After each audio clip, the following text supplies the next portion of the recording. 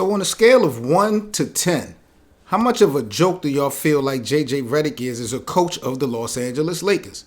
And I'm being serious because I like JJ Redick. I don't love him, but I do like him. But when I went to social media today, it seemed like the NBA community is asking for his job. They feel like he's the worst coach ever. I'm like, really, what's to JJ Redick? Now, the expectations to me seem to be kind of crazy because the best ability to have in sports is availability. And JJ Redick has not really had a full deck to play with. He's taken on the same problems that Redick Ham has had and then some. Speaking of Redick Ham, this nasty comparison with JJ Redick and Redick Ham, bro, is just like, to me, it's kind of non-credible. I know we like to throw the numbers up in the air, but it's just nasty work. So the big talk with the debate of Redick Ham and JJ Redick is they both went 12-9 Redick Ham 12-9 through 21 games in his final season, and here we go with JJ Redick 12-9 in through 21 games of his first season. I just think comparing these two in the first 21 games outside of just these numbers is not really smart because there's so many circumstances that are different.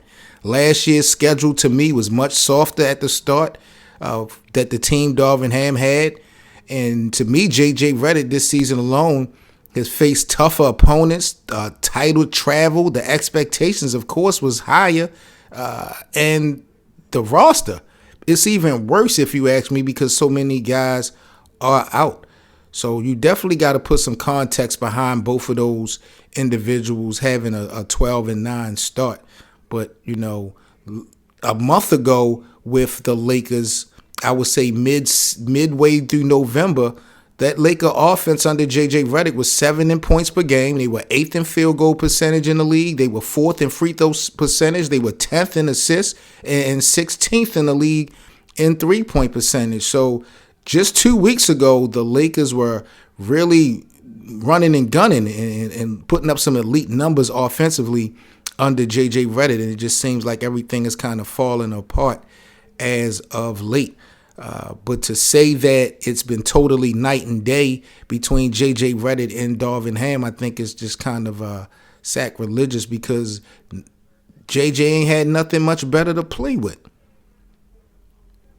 JJ Redick is not normally known as a defender throughout his NBA career, but he has absolutely done a great job of locking up D'Angelo Russell this season. He's given D'Lo no type of chance of getting any rhythm. The only problem that I really have with JJ Redick, and I done coined the phrase JJ Reckless because he has definitely been outside the box trying some things. You know, some things that went well so far this season, some things that went not so well this far this season. But one thing I knew that JJ Redick needed to be as far as getting some type of credibility at the coach position is not to be so biased with LeBron James. I haven't really seen him balk at LeBron or balk at AD, balk at none of the big dogs, none this season. And I'm like, bro, you're going to have to show that you are not biased to LeBron, at least when the cameras are showing. And he did let me know a little bit that he is about his business when he took to the reporters and spoke on, you know, LeBron playing 82 games might not be such a good idea for the team. I mean, I can respect him going out in public and saying that.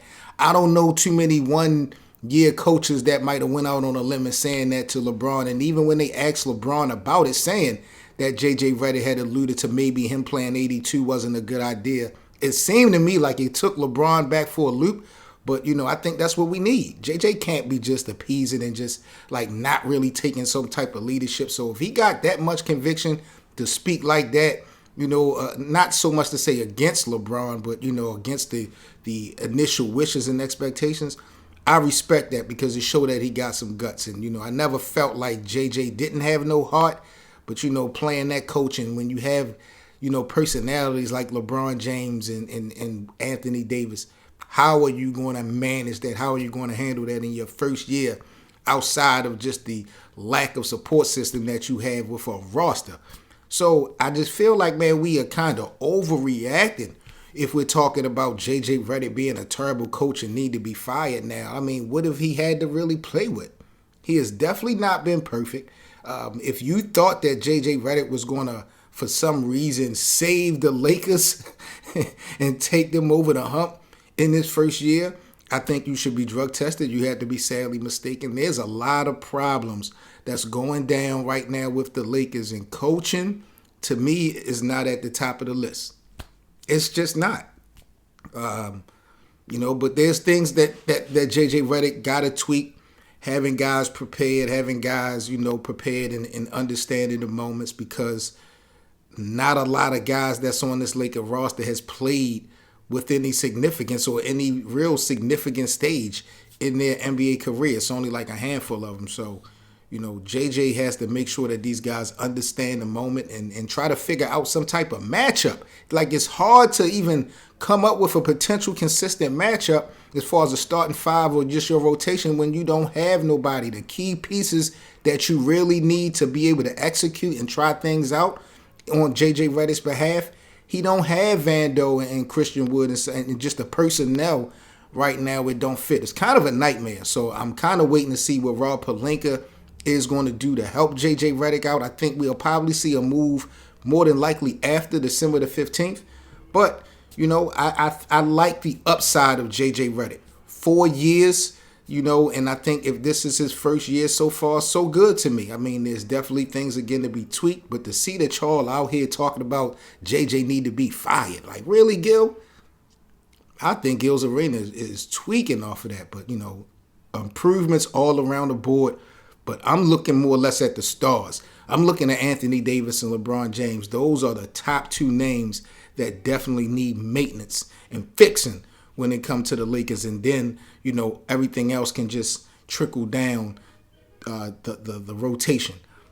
But let me know what y'all thoughts is, Lakers land, on JJ Redick. What report card grade would y'all give JJ as of now? Has he exceeded or disappointed y'all expectations of him so far that y'all had when he first got hired and signed that 4-year deal with LA? Like, comment, and subscribe. I'm Seven Mitchell with the Lakers Land channel. Thank you guys again, and I'll catch you on the next video.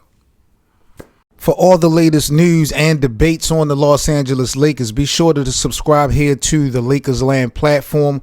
Also, don't forget to check out our playback room for our free VIP watch parties to all our Lakers games, and of course the live Laker Land podcast. That's playback.tv/LakersLand.